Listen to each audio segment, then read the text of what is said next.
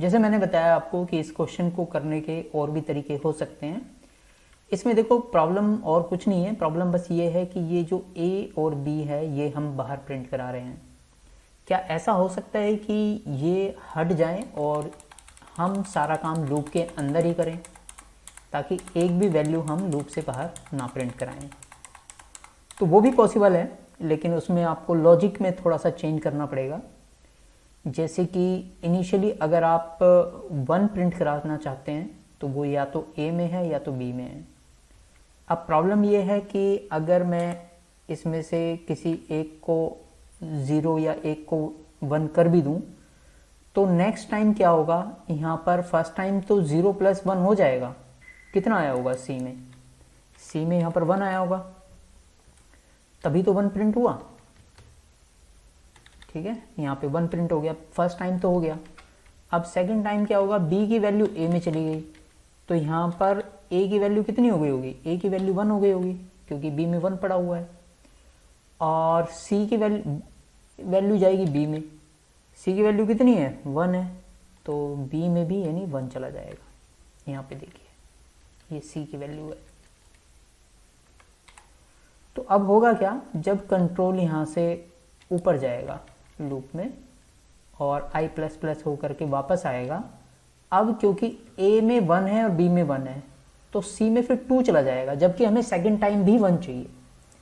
तो इसलिए ये लॉजिक गलत हो जाएगा। तो हमें कुछ और करना पड़ेगा। हमें क्या करना पड़ेगा, हम एक तो काम ये करते हैं कि इस स्टेटमेंट को प्लस अभी नहीं करते हम क्या करते हैं, यहाँ पर क्योंकि b में 1 पड़ा हुआ है तो हम b को प्रिंट करा देते हैं।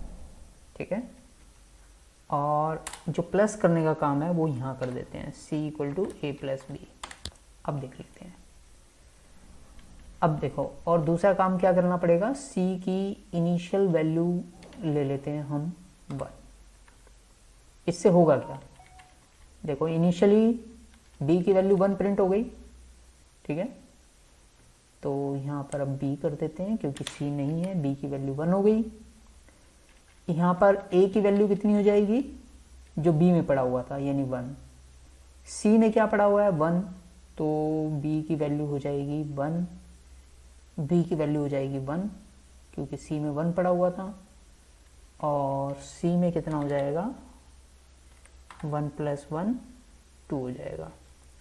लेकिन जब ये ऊपर जाएगा तो अब क्योंकि b की वैल्यू प्रिंट करनी है और b में कितना पड़ा हुआ है 1, तो ये दोबारा से ही 1 प्रिंट कर देगा, है ना। फिर यहाँ पे जाएगा और यहाँ पर b की वैल्यू डाल देगा a में जो कि 1 है, c की वैल्यू डाल देगा b में जो कि 2 है अब c की वैल्यू।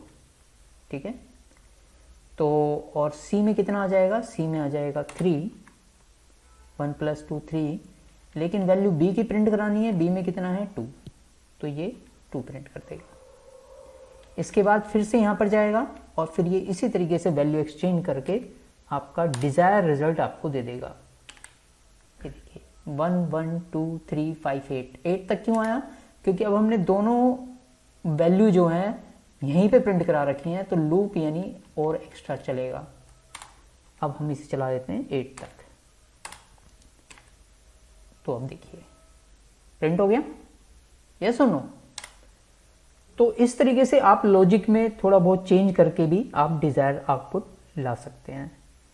आई होप कि ये वीडियो और ये लॉजिक आपके लिए यूजफुल रहेगा।